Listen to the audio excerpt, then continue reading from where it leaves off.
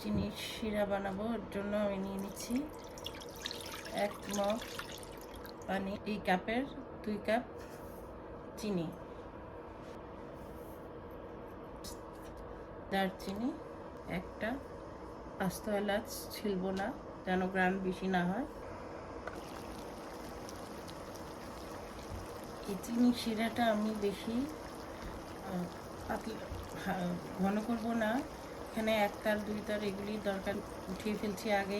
আমি চিনি শিরাটা পাতলাই রাখবো, 5 মিনিট জাল দিলেই হবে চুলায়। 2টি আম সিদ্ধ ধুয়ে নিয়েছি, এটা নরম হয়েছে কিনা, অনেকটাই সফট হয়েছে। আমি প্রায় 10 মিনিট সিদ্ধ করে নিয়েছি। যখন সিদ্ধ হয়ে যায় তারপরে এগুলি আমি নিয়ে এখন একটা বাটিতে ঠান্ডা পানি নিয়ে ঠান্ডা পানির মধ্যে দিয়ে দিব উঠিয়ে।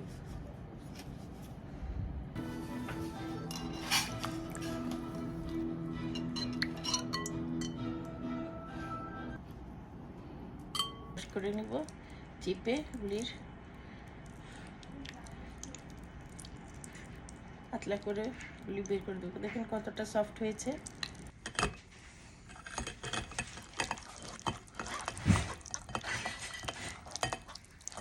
ছেঁকে নিয়েছি, এখানে ছোবাগুলি রয়ে গেছে।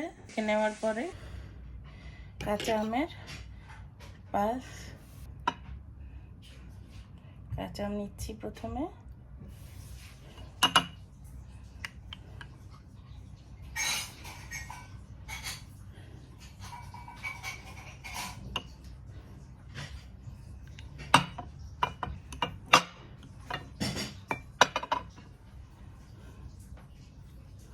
এখানে আমি বিট লবণ মিশিয়ে দিব। নিয়েছি আমি এখানে কয়েক ফোঁটা দিয়ে দিব, কারণ আমি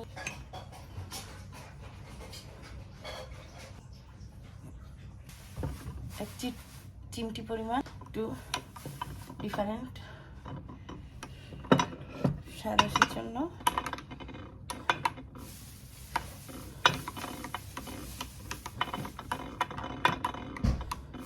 সামান্য চাট মশলা 2 স্পুন চাট মশলা দিয়ে দিব, আসবে।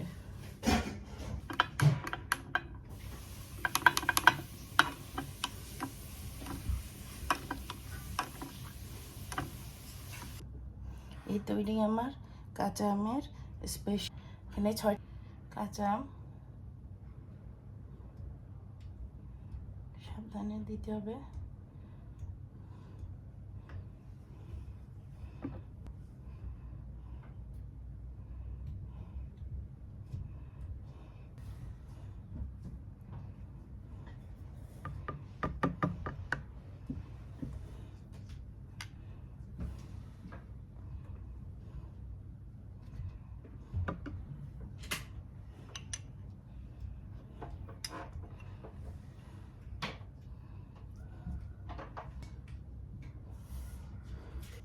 নাইফটা পর আসছি। 6 ঘন্টা পর চলে আসলাম। আমি আমার আইসক্রিমগুলি চেক করলাম। বিসমিল্লাহ। ওয়াও, এই হচ্ছে আমার কাঁচা আমের এই হয়ে গেল আমার কাঁচা আমের ম্যাঙ্গো আইসক্রিম। বিশ্বাস করুন